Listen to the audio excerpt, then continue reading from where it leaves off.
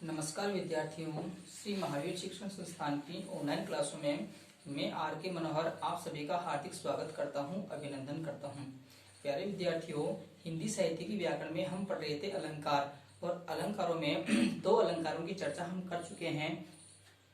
एक तो अन्योक्ति अलंकार हम पढ़ चुके हैं, और इसके अलावा एक अलंकार हम और पढ़ चुके हैं। आज हम बात करेंगे विभावना अलंकार की। कौन से अलंकार की? विभावना अलंकार की। प्यारे विद्यार्थियों, विभावना अलंकार वहां होता है जहां पर बिना कारण के ही कार्य हो जाता है।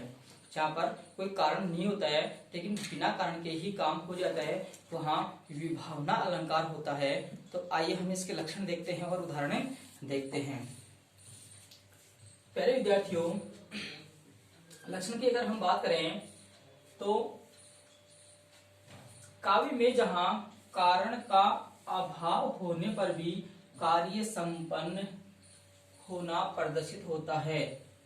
अर्थात कहने का मतलब क्या है कि जहां बिना कारण के ही कार्य हो जाए, जहां पर कोई कारण नहीं होता, और बिना कारण के ही जहां पर कार्य हो जाए, या हम यूं कहें कि कारण का अभाव होने पर भी, अभाव का मतलब होता है कमी, जहां पर कारण का अभाव होने पर भी कार्य संपन्न होना प्रदर्शित होता है, अर्थात जहां बिना कारण के ही कार्य हो जाए, वहां विभावना अलंकार होता है।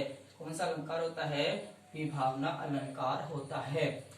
और हम बात करें वाचक शब्दों की, तो कहीं कहीं कई उदाहरणों में हमें ये वाचक शब्द भी देखने को मिलता है, जैसे बिना, बिनु, नहीं, या विना, विनु भी कहीं कहीं आता है। बिना, बिनु, नहीं आदि ये वाचक शब्द हमें कहीं कहीं देखने को मिलते हैं। अगर ये वाचक शब्द अगर होते हैं तो वहां पर विभावना अलंकार होता है। और एक विशेष बात, और ये विशेषोक्ति अलंकार के विपरीत है। विपरीत यानी उल्टा। हम इसके जस्ट आगे वाला जो अलंकार है वह विशेषोक्ति अलंकार जो है पढ़ेंगे। और देखो ये उल्टा, देखो कैसे है, विपरीत कैसे हैं। विशेषोक्ति में कारण होने पर भी, वहां पर कारण होगा लेकिन कारण होने पर भी कार्य नहीं होता है। कारण होने पर भी कार्य नहीं होता है किसमें? विशेषोक्ति में। लेकिन विभावना में कारण नहीं होता है, फिर भी कार्य हो जाता है, तब भी कार्य हो जाता है। कहने का तात्पर्य है कि जहां पर बिना कारण के ही कार्य हो जाए, वहां पर तो विभावना अलंकार होता है। और जहां कारण होने पर भी कार्य नहीं होता है, जहां पर कारण है फिर भी काम नहीं होता है, वहां विशेषोक्ति अलंकार हो जाएगा। कहने का मतलब यह है कि विभावना अलंकार का बिल्कुल विपरीत है विशेषोक्ति अलंकार। प्यारे विद्यार्थियों, आपके पाठ्यक्रम में विशेषोक्ति अलंकार भी हैं। इसके जस्ट आगे हम विशेषोक्ति अलंकार ही पढ़ेंगे।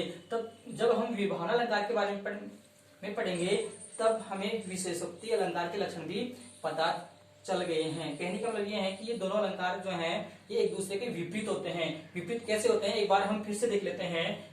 विभावना अलंकार में कारण होते हुए भी, बिना कारण के जो है काम हो जाता है। विभावना अलंकार में कोई कारण नहीं होता है लेकिन फिर भी काम हो जाता है। लेकिन विशेषोक्ति में कारण होते हुए भी कार्य नहीं हो पाता है। देखो ये विशेषोक्ति अलंकार के विपरीत है। विशेषोक्ति में कारण होने पर भी कार्य नहीं होता है, कोई कारण हो जाता है फिर भी कार्य नहीं होता है। लेकिन विभावना में कारण नहीं होता है फिर भी कार्य हो जाता है। प्यारे विद्यार्थियों, इस संसार में जब भी कोई कार्य होता है तब उसका कोई ना कोई कारण अवश्य होता है। बिना कारण के कोई काम नहीं होता, लेकिन यहाँ पर विभावना में बिना कारण के ही कार्य हो जाता है। और विशेषोक्ति में क्या होता है? कारण होता है लेकिन फिर भी काम नहीं होता है। यहाँ पर ये दोनों स्थितियां जो है एक दूसरे के विपरीत हैं। इस कारण से ये दोनों अलंकार एक दूसरे के विपरीत हो जाएंगे। कौन कौन से?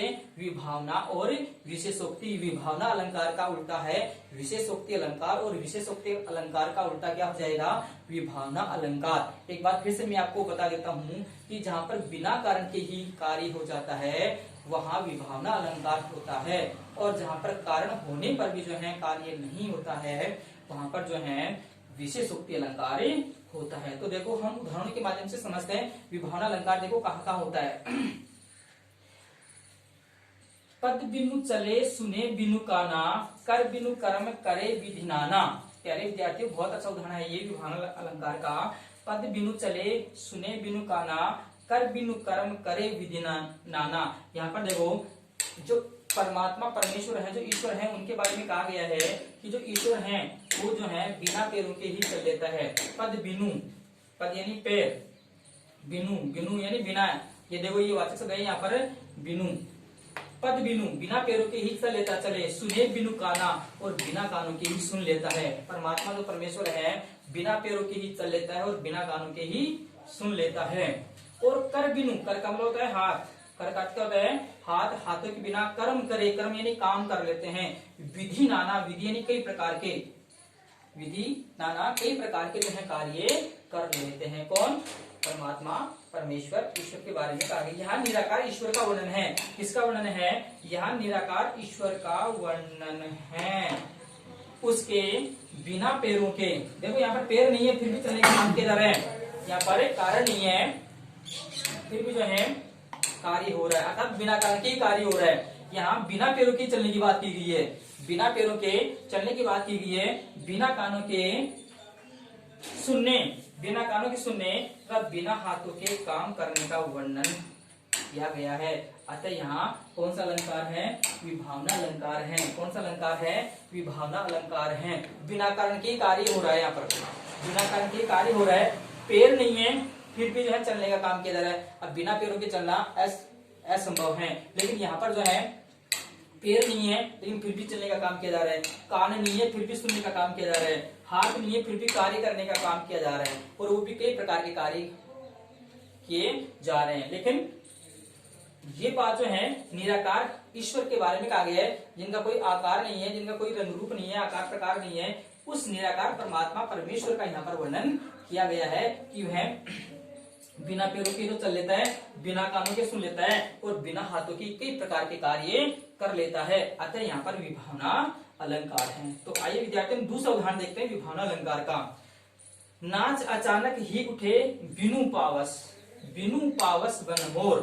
प्यारे विद्यार्थियों यहाँ पर जो है बिना पावस, पावस का अर्थ होता है वर्षा ऋतु, पावस का अर्थ क्या होता है? वर्षा ऋतु। बिना वर्षा ऋतु के ही मोर जो है वन में, किसमें? वन में अचानक नाचने लग गए।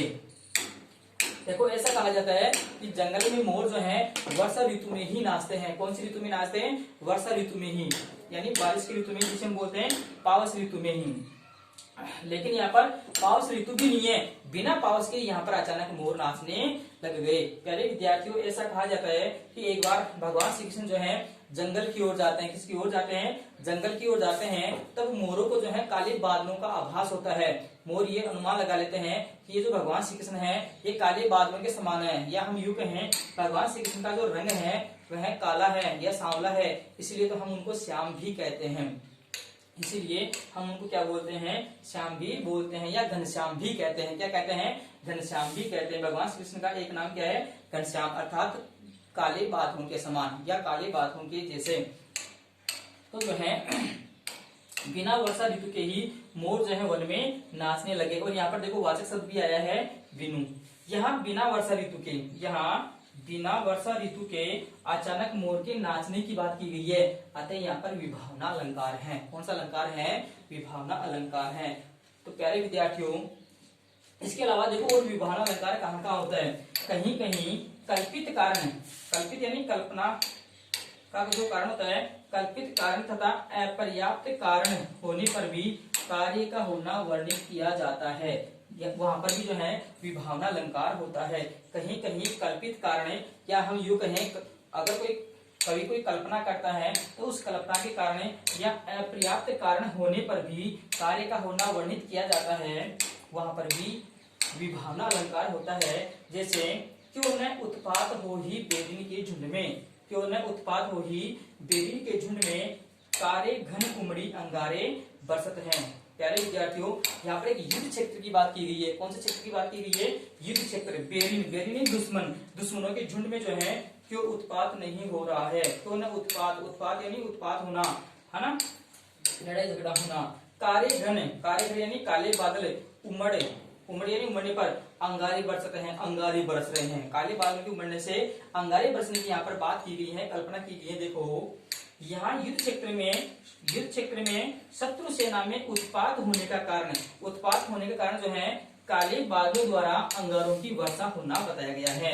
काले बादलों की काले बादलों द्वारा अंगारों की वर्षा होना जो है बताया गया है। यहाँ कारण जो है, यहाँ पर कारण जो है बादलों द्वारा अंगारे बरसाना, ये वास्तविक कारण नहीं है, क्योंकि बादल कभी अंगारे नहीं बरसाते।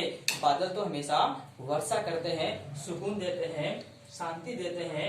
बादल कभी अंगारे नहीं बरसाते। केवल ये जो है कल्पना ही है, कवि की कल्पना है, और ये वास्तविक कारण नहीं है। अतः यहाँ पर विभावना अलंकार है, ये केवल क्या है, एक कल्पित कारण है। तो जहाँ कहीं कल्पित कारण होता है या अपर्याप्त कारण होता है, वहां पर भी विभावना अलंकार पाया जाता है। तो प्यारे विद्यार्थियों, इस प्रकार से ये था विभावना अलंकार, अर्थात जहाँ बिना कारण के ही कार्य हो जाए, जहाँ पर बिना कारण के ही कोई कार्य हो जाए, वहाँ विभावना अलंकार होता है। तो प्यारे विद्यार्थियों, मुझे आशा है कि मेरे द्वारा पढ़ाया हुआ ये विभावना अलंकार जो है आपके अच्छे से समझ में आ गया होगा। आप वीडियो को रिवाइज करके बार बार देखिए, ये अलंकार जो है आपके आसानी से समझ में आ जाएगा। प्यारे विद्यार्थियों, आप वीडियो को लाइक कीजिए, चैनल को सब्सक्राइब कीजिए और बेल आइकन को प्रेस कीजिए, जिससे कि हर वीडियो आपको समय पर मिल सके। और आप ये वीडियो अपने मित्रों के साथ भी शेयर कीजिए और पढ़ते रहिए, रिवीजन करते रहिए। धन्यवाद।